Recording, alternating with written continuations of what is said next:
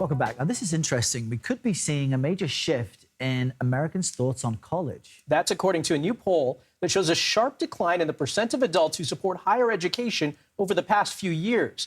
A new Gallup survey says only 36% of Americans are confident in higher education. That's down more than 20 points from 2015.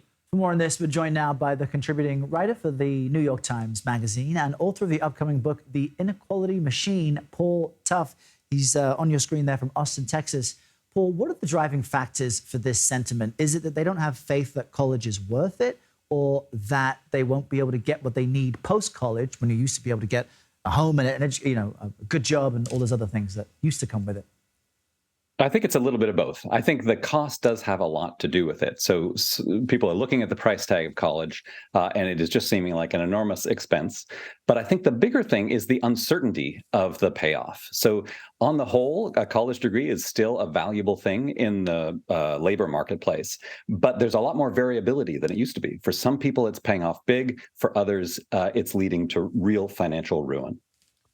Paul, what I was struck by in this, 45% of Gen Z respondents said they thought they could be financially stable with just a high school diploma based on current data and projections. Is that accurate? Can you get a good job nowadays without a college degree? Certainly on the whole, it is not accurate. It seems much more like wishful thinking from young people who are looking at the cost of college and are desperate for another option. There are certainly some people who are able to make a good living these days with only a high school diploma, but the trends are all in the wrong direction. It is getting harder and harder to find a good paying job. And so I think a lot of young people feel trapped. On the one hand, they've got this enormous expense to get a college diploma. On the other hand, they see a job market that doesn't have a lot of opportunity for those without some kind of post-high school credential. I wonder how much those, famous and wealthy influencers play a role in this mindset. How is all of this then having an impact on the workforce, these changing views of education and what it's worth? Well, I think that the workforce as a whole is continuing to value degrees. So there hasn't been a big shift in terms of how what the unemployment rate continues to be better for people with college degrees than without.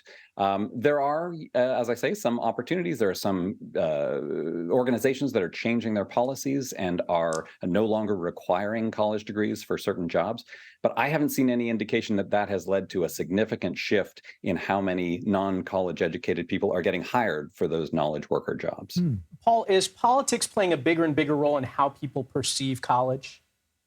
It really is. So up until about 2015, Democrats and Republicans more or less agreed on the value and importance of a college degree. And then starting in about 2015, those opinions really diverged. And now Republicans are much more skeptical than Democrats that a college degree is a valuable thing, that higher education as a whole is a positive institution. Paul Tough, thanks so much for joining us. Thank you, Paul. Thank you.